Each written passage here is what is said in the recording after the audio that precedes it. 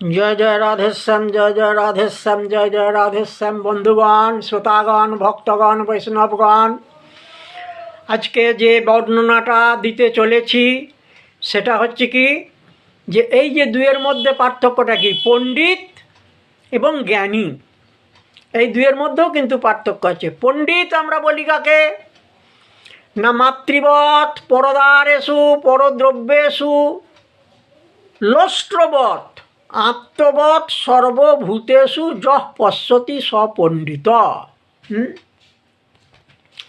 একটা কথা হচ্ছে যে ধরুন পাণ্ডিত্য আর জ্ঞান, এই দুটোর মধ্যে তফাৎ নির্ণয় করতে গেলে জ্ঞান হচ্ছে কি অগাধ সমুদ্র, আর পণ্ডিত হচ্ছে কাটানো পুকুর।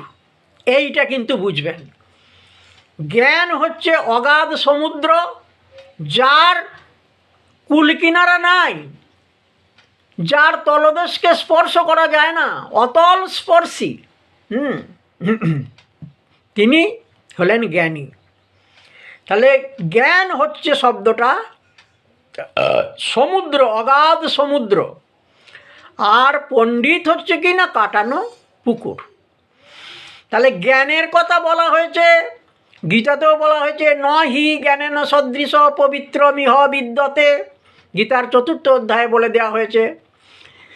এইটাকে উপলব্ধি অনুভব করতে গেলে কি দরকার হচ্ছে না, জ্ঞানেন ন হি জ্ঞানেন সদৃশ পবিত্রমিহ বিদ্যতে। সেই জ্ঞানটা কি না, দেহতে যার আত্মবুদ্ধি, এইটা আত্মবুদ্ধিটা তার চলে গিয়েছে।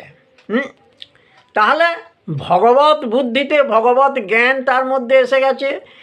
আত্মাতে আমি রয়েছি বটে, কিন্তু আমি আলাদা, আমার আত্মা আলাদা। এই যে জ্ঞান, এই জ্ঞান এসে যাওয়া মানেই তিনি ব্রহ্মজ্ঞানী হয়ে গেছেন। তিনি ব্রহ্মজ্ঞানী যখন যিনি হয়ে যাবেন, তার আর জানতে শিখতে বুঝতে কিছু বাকি থাকবে না। তাহলে তিনি হলেন যে জ্ঞানী।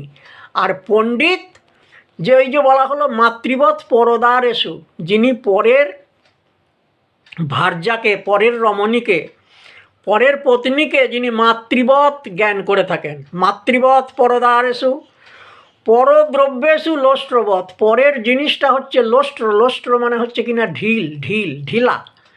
তাহলে পরের জিনিসটাকে ঢেলার মতো জ্ঞান করা। আর কে? আত্মবৎ সর্বভূতেষু, যিনি সব কিছু জিনিসকে নিজের ওপর দিয়ে যিনি উপলব্ধি করতে শিখেছেন। পরের কষ্ট, দুঃখ, জ্বালা, যন্ত্রণাগুলো নিজের ওপরে উপলব্ধি করে সেগুলো